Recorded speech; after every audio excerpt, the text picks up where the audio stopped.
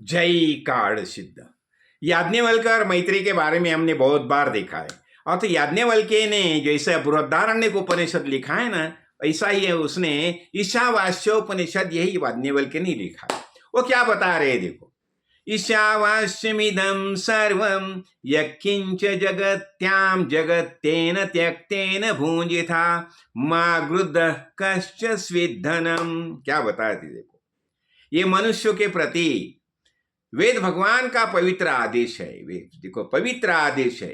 हाँ, क्या क्या बताती है कि अखिल विश्व ब्रह्मांड में जो कुछ भी ये चराचर जगत तुम्हारे देखने सुनने में आ रहा है, ये सब का सब सर्वाधार, सर्वनियंता, सर्वाधिपति, सर्वशक्तिमान, सर्वज्ञ, सर्व कल्याण गुण स्वरूप परमेश्वर से ही व्याप्त है। यानी क्या, ईशावास्यमिदं सर्वम, ये संपूर्ण जो है ना, ये भगवान ने ही व्याप्त है।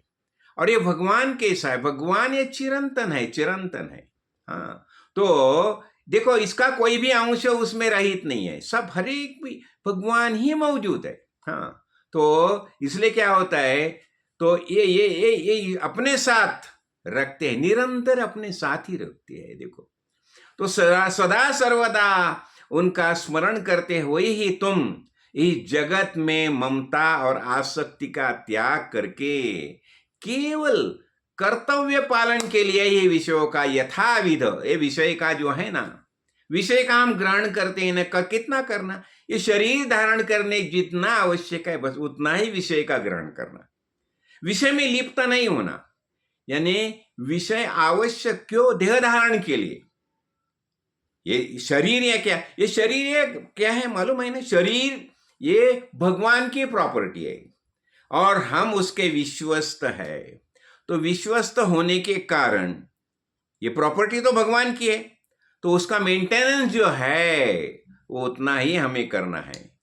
तो क्या होता है, तो ये होता है मां गृद्धः कश्च, तो किसी भी विषय में आसक्त नहीं होना चाहिए। यानी यहां क्या बताया जाता है, ईशावास्यमिदं सर्वम, तो भगवान ने सब व्याप्त किया है। संपूर्ण जितना दिखाई देता है, सगुण निर्गुण जो जो कुछ है वह सब भगवान से व्याप्त है। और इसलिए हमें यही दृष्टिकोण रखना चाहिए। ये और भगवान का है, मुझ में भी भगवान है, हरेक के अंदर भगवान ही मौजूद है। और यही बातें वेद ने समझाई ना। हाँ, और दूसरा क्या, ये सब परमेश्वर के है और उन्हीं की प्रसन्नता के लिए इनका उपयोग होना चाहिए।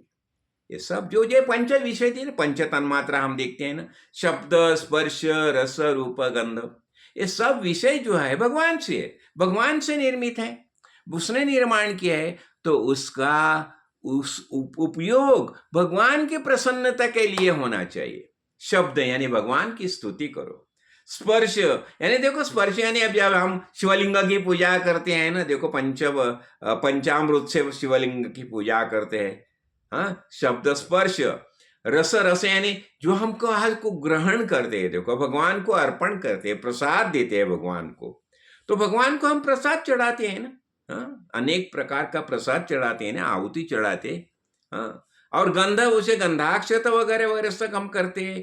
तो यानी क्या, ये पंच विषय हम भगवान में समर्पित करते हैं।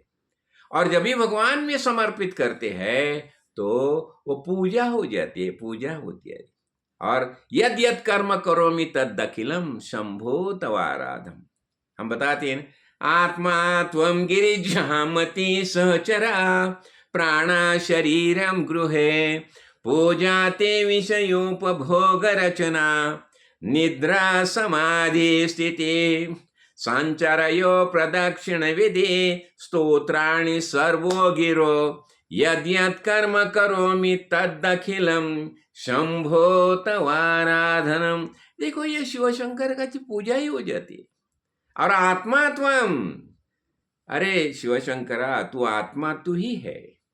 गिरिजामती, बुद्धि बुद्धि बुद्धि है, पार्वती है। सहचरा, पंच प्राणी हमारे सहचर है, सहचरा। आणि शब्द, जो शब्द स्पर्श, हम जो बातें करते हैं ना, सब ये सब जो बातें होती है ना, यद्यत कर्म करोमि तदखिलम शंभो तवाराधनम। जितने जितने जो जो हम कर्म करते हैं यशो जी, साक्षात शिव शंकर भगवान, ये तेरी ही पूजा है, यानी हमारे कृति में भगवान ही होना चाहिए।